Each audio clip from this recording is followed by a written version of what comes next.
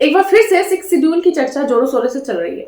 अब ये six schedule क्या है, इसकी चर्चा क्यों चल रही है, इन सब के पीछे की रीजन आज हम जानेंगे इस वीडियो में। आपको याद होगा कि 2019 में जम्मू एंड कश्मीर से धारा 370 को हटा दिया गया था। उसके बाद दो यूनियन टेरिटरी बनाए गए, एक जम्मू एंड कश्मीर, एक लद्दाख।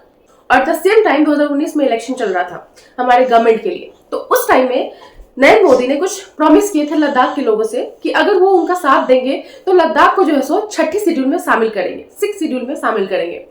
तो लोगों ने उनको भारी बहुमत से जिताया नरेंद्र मोदी जी को। उसके बाद 2019 के बाद आज 2025 है और तब से लद्दाख के लोग जो है सो प्रोटेस्ट करते आ रहे हैं। आपको याद होगा कि पिछले साल सोनम वांगचुक सर और उनके साथ बहुत सारे लोग जो है सो लद्दाख से पैदल पैदल पद यात्रा करके दिल्ली तक आए थे अपनी मांग को पूरा करने के लिए। उससे पहले उन्होंने लद्दाख में अनशन किया। अगर आपको नहीं पता कि सोनम वांगचुक सर कौन है तो मैं आपको बता दूं कि आज की डेट में सोनम वांगचुक सर हम सभी के लिए इंस्पिरेशनल है। आपने आमिर खान की 3 इडियट्स मूवी के बारे में सुना होगा। कुछ लोग कहते हैं कि ये उन्हीं के ऊपर ये मूवी बनी थी, बट सोनम वांगचुक सर ने ऐसा कहा कि ये मूवी हमारे ऊपर नहीं है। बट हम इस तरह से भी सोनम वांगचुक सर को जो नहीं जानते इस तरह से जान सकते हैं। लेकिन अगर सच में आपको नहीं पता कि वो कौन है तो मैं आपको क्या ही कहूँ, वो सच में हम सबके लिए इंस्पिरेशन है। वो एक इंजीनियर है, इनोवेटर है। आप कह सकते हो कि लद्दाख के लिए उन्होंने बहुत कुछ किया है। हम आपको बता दें कि 2011 से पहले लद्दाख में 2 to 3% लोग जो साक्षर होते थे। वहां पे स्कूल नाम की चीज नहीं थी, वहां पे कुछ भी नहीं था, ऐसा इंफ्रास्ट्रक्चर ही नहीं था कि वहां के लोग पढ़ाई कर सके। एक सोनम वांगचुक सर ही है जिनकी वजह से आज की डेट में लद्दाख जो है सो साक्षर यूनियन टेरिटरी माना जा रहा है। वहां पे आज की डेट में 95% से ऊपर के लोग पढ़े लिखे और साक्षर हैं। उन्होंने एक सैकमल स्कूल बनाया जहां पे लद्दाख के बच्चे आकर के पढ़ते हैं और आपको जानकर के हैरानी होगी कि वहां के बच्चे ही उस स्कूल की देखभाल करते हैं, सब चीजें जो है वो खुद से करते हैं। वहीं पे जो एजुकेटेड आदमी है, जो पढ़ लिख गया और बहुत इंटेलिजेंट है, वो लोग वहां पे पढ़ाते हैं।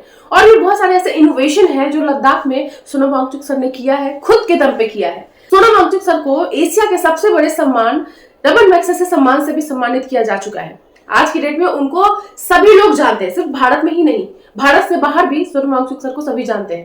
सोनम वांगचुक सर इस चीज के लिए जो है सो लगातार अनशन कर रहे हैं कि लद्दाख को जो है सो सिक्स शेड्यूल में डाला जाए। नरेंद्र मोदी जी ने उनसे जो वादे किए हैं उसको पूरा किया जाए। प्रधानमंत्री नरेंद्र मोदी जी, हमारा सादर प्रणाम स्वीकार करें। आज हमारे अनशन का चौथा दिन खत्म हो रहा है। ताकत खत्म हो रही है मगर मेरा सेंस ऑफ ह्यूमर अभी भी बचा है। आपने कभी सुना कि बीजेपी हिंदू विरोधी हो गए हो? कि बीजेपी वो पार्टी है जिन्होंने लद्दाख को 2019 में यूटी का दर्जा दिया और जिसके लिए सब खुश हुए और मैं उनका बड़ा प्रशंसक भी बना। और यही नहीं, उन्होंने ये वादा भी किया कि लद्दाख के संस्कृति और प्रकृति को 6वें शेड्यूल में संरक्षित किया जाएगा और इसे उन्होंने अपने मैनिफेस्टोज में पहले बिंदु की तरह घोषित किया और लद्दाख के लोग बहुत खुश हुए और सब ने उनको वोट देकर जिताया। यहाँ की हिल काउंसिल बीजेपी की बनी। मगर अगले 2 साल में उन पर उद्योगपतियों का बहुत दबाव आया और फिर वो मुकर गए कि 6वां शेड्यूल आपको हम नहीं दे सकते हैं। और इसीलिए मैं और लद्दाख के सारे लोग 3 साल से बार बार अनशन कर रहे हैं, पदयात्रा कर रहे हैं, ये विनती करने के लिए कि आप अपना वचन निभाएं और लद्दाख को ये संरक्षण दें छठी शेड्यूल। तो चलिए आज इस वीडियो में डिस्कस करते हैं कि आखिर लद्दाख को सिक्स शेड्यूल में डालना जरूरी है या नहीं है, और डालना है तो क्यों डालना है, सिक्स शेड्यूल होता क्या है, इन सभी के बारे में आज हम इस वीडियो में डिस्कस करेंगे। न्यूज ये है कि लद्दाख के लोग जो सोनम वांगचुक सर है वो डिमांड कर रहे हैं कि लद्दाख को सिक्स शेड्यूल में डालना चाहिए। वैसे में हमें जानना जरूरी है कि ये सिक्स शेड्यूल आखिर है क्या, जिसको लेकर के इतना न्यूज बन रहा है। इसके लिए 5 साल से प्रोटेस्ट हो रहे हैं हमारे इंडिया में। भारत में टोटल 12 शेड्यूल है, पहले 8 था, अब ये 12 हो गया है। तो इसमें छठी शेड्यूल जो सिक्स शेड्यूल है ये कहता है कि जो भारत की जनजातीय क्षेत्र है, जो भारत की जनजातीय एरिया है, उसको कैसे प्रोटेक्शन किया जाए, उसको कैसे प्रोटेक्ट किया जाए। मतलब वहां की संस्कृति, वहां का भाषा, वहां का सब कुछ जो है सो बहुत डिफरेंट होता है। वो जगह बहुत सेंसिटिव होता है। मतलब उस जगह को अगर कोई छेड़छाड़ करेगा तो हो सकता है कि हमारे जो देश है, हमारे देश में नेचुरल डिजास्टर आए। मतलब प्रकृति के साथ छेड़छाड़ नहीं करना चाहिए। तो कुछ ऐसा सेंसिटिव एरिया है जहाँ पे मतलब 99% 100% जनजाति लोग रहते हैं, ट्राइबल्स लोग रहते हैं, ट्राइबल्स कम्युनिटी के लोग रहते हैं, उनको संरक्षित करना हमारा कर्तव्य है। इसलिए उस जगह को जो है सो सिक्स शेड्यूल में डाला गया है। तो भारत में भी टोटल 4 ऐसे जगह है, 4 ऐसे स्टेट है जिनको कि सिक्स शेड्यूल में डाला गया है, जिसमें कि असम, मेघालय, त्रिपुरा और मिजोरम आता है। सिर्फ यही 4 स्टेट है जिसको कि सिक्स शेड्यूल में डाला गया है। लेकिन लद्दाख कोशिश कर रहा है कि लद्दाख को भी जो है सो सिक्स शेड्यूल में डाला जाए, क्योंकि 2019 में इलेक्शन जब हो रहा था उस टाइम में प्राइम मिनिस्टर नरेंद्र मोदी ने ये वादा किया था लद्दाख से लोगों को कि अगर वो उनका साथ देंगे तो लद्दाख को सिक्स शेड्यूल में डाला जाएगा। तो हम आपको बता दें कि 2019 में 2 यूनियन टेरिटरी बनाया गया आर्टिकल 370 हटाने के बाद, एक जम्मू एंड कश्मीर, एक लद्दाख। तो यूनियन टेरिटरी को हम 6 शेड्यूल में नहीं डाल सकते। जब तक हम उसको फुल स्टेटहुड का दर्जा नहीं देंगे तब तक हम उसको 6 शेड्यूल में नहीं डाल सकते हैं। अब लद्दाख अभी यूनियन टेरिटरी है। सबसे पहले तो समझो कि यूनियन टेरिटरी स्टेट में क्या अंतर है। देखिए, अगर कोई स्टेट है तो उसका कामकाज स्टेट गवर्नमेंट संभालती है, ठीक है। जैसे कि इंडिया में बहुत सारे स्टेट है जहाँ पे मुख्यमंत्री होते हैं, राज्यपाल होते हैं, ये सारे मिलकर के वहां पे, और भी बहुत सारे मिनिस्टर होते हैं, ये मिलकर के उस स्टेट को चलाते हैं। लेकिन यूनियन टेरिटरी का जो कामकाज होता है, जो शासन प्रणाली होती है, वो डायरेक्ट सेंट्रल गवर्नमेंट के द्वारा चलाई जाती है।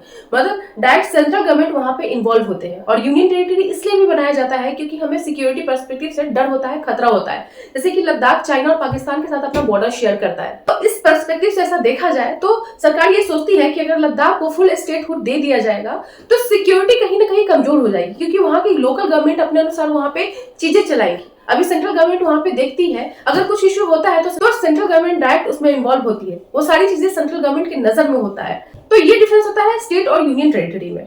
जिस स्टेट को 6 शेड्यूल में रखा गया है वहां की शासन प्रणाली एडीसी के द्वारा तय की जाती है। मतलब ऑटोनोमस डिस्ट्रिक्ट काउंसिल बनाया जाता है वहां पे, ये डिस्ट्रिक्ट लेवल पे बनाया जाता है, जिसमें कि टोटल 30 मेंबर होते हैं। 26 मेंबर डायरेक्ट लोगों के द्वारा निर्वाचित किए जाते हैं, जबकि 4 जो है सो राज्यपाल के द्वारा चुन करके आते हैं। यही 30 लोग मिल करके वहां की शासन प्रणाली को संभालते हैं, जैसे कि विलेज, लैंड, फॉरेस्ट, एग्रीकल्चर, इन सभी का प्रशासन, इन सभी को कैसे देख रेख करना है, इसका काम ऑटोनोमस डिस्ट्रिक्ट काउंसिल करते हैं। मतलब ये वहां के रूलर होते हैं, होल एंड सोल यही है। बहुत सारे नियम कानून, लॉ जो है सो वो उनपे नहीं चलता है। जैसे कि अगर हम शादी और डाइवोर्स के बारे में सोचे तो ये उनका अपना कानून होता है। इसके लिए उनका रीति रिवाज बहुत डिफरेंट होता है, उनका जो कल्चर है वो बहुत डिफरेंट होता है, उनकी भाषा बहुत डिफरेंट होती है। हम इंडिया बहुत डेवलप कर गए हैं, लेकिन ये डेवलपमेंट वहां पे नहीं होता है। वहां के लोग बहुत पिछड़े होते हैं, ट्राइबल्स होते हैं, जनजातीय होते हैं। तो जिसकी वजह से जो है सो उस स्टेट को 6 शेड्यूल में डाला जाता है और वहां का कार्यवाही ऑटोनोमस डिस्ट्रिक्ट काउंसिल ही संभालता है। ये ऑटोनोमस डिस्ट्रिक्ट काउंसिल उनकी पहचान, उनकी संस्कृति, सबकी रक्षा करते हैं। तो लद्दाख में भी बहुत सारे लोग ट्राइबल्स हैं, ऑलमोस्ट 98% लोग ट्राइबल्स है वहां पे। अभी आप हाल ही में सुना होगा कि सियाचिन ग्लेशियर जो कि लद्दाख में वो पिघल रहा है, और भी बहुत सारी न्यूज ऐसे आ रहे हैं। तो लद्दाख के लोग ये सोचते हैं कि लद्दाख के जो है सो अब तो वहां पे टूरिज्म बहुत ज्यादा होने लग गया है और वहां पे इंफ्रास्ट्रक्चर के नाम पे डेवलपमेंट किया जा रहा है, जिससे पहाड़ खोदे जा रहे हैं, वहां की प्रकृति के साथ छेड़छाड़ हो रही है। तो वहां के लोगों का ये सोचना है कि अगर कुछ नेचुरल डिजास्टर हमारे साथ होंगी, जैसा अभी 2025 में आपने देखा, तो जो डेवलपमेंट कर रहे हैं वहां पे उनके साथ कुछ भी नहीं होगा, क्योंकि वो वहां पे नहीं रहते, वो पॉश एरिया में रहते हैं, उनको कुछ नहीं होगा। लेकिन ये सारी चीजें वहां के लोग भुगतेंगे। अगर बाहर से जाकर के लोग वहां पे रहता है तो उनकी संस्कृति को भी खतरा लगता है, जिसकी वजह से वहां के लोग जो है इसके लिए आवाज उठाते हैं।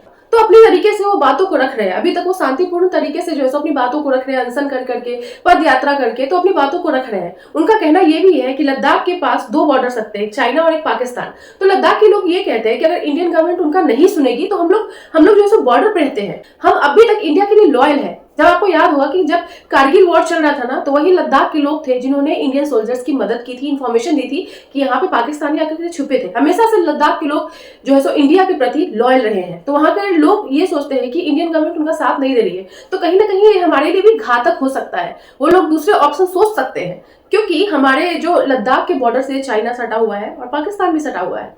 तो इसके पर्सपेक्टिव से भी सरकार को चुनना चाहिए। अगर हम दूसरा चीज सोचें कि लद्दाख एक यूनियन टेरिटरी है, जिसकी वजह से सरकार वहां का कंट्रोल संभालती है, सरकार वहां की शासन व्यवस्था चलाती है। अगर स्टेट होती तो स्टेट की सरकार वहां की शासन व्यवस्था देखती। तो कहीं ना कहीं एक तरह से सिक्योरिटी पर्सपेक्टिव से कह सकते हैं कि यूनियन टेरिटरी सही है, क्योंकि सरकार वहां पे डायरेक्ट इन्वॉल्व है, सेंट्रल गवर्नमेंट वहां पे इन्वॉल्व है, सारी चीजें सेंट्रल गवर्नमेंट देख रही है। अगर स्टेट बना दिया जाए लद्दाख को, तो फिर जो है सो लद्दाख को जो है सो उसी स्टेट की गवर्नमेंट देखेंगे तो सिक्योरिटी पर्सपेक्टिव से कहीं ना कहीं कमजोर हो जाएगा। ये सरकार सोचती है कि हो सकता है कि इसके पीछे सरकार जो है सो लद्दाख को 6 शेड्यूल में नहीं डालना चाहती होगी, क्योंकि वहां पे 2 मेजर बाउंड्रीज है, एक चाइना के साथ हमारी बाउंड्री शेयर होती है, एक पाकिस्तान के साथ शेयर होती है। तो ये सारे रीजन है जिसकी वजह से हमें लगता है कि लद्दाख को जो है सो 6 शेड्यूल में डालना चाहिए। और कुछ ऐसे भी रीजन है जिसकी वजह से सरकार ये सोचती है कि लद्दाख को जो है सो 6 शेड्यूल में नहीं डालना चाहिए, जिसकी वजह से सरकार जो है इस चीज को नहीं मान रही है। लेकिन लोग अपने तरीके से जो है सो इसके लिए आवाज उठा रहे हैं। अभी 6 शेड्यूल की डिमांड के लिए सोनम वांगचुक ने फिर से 35 दिन का अनशन किया है कि वो 35 दिन तक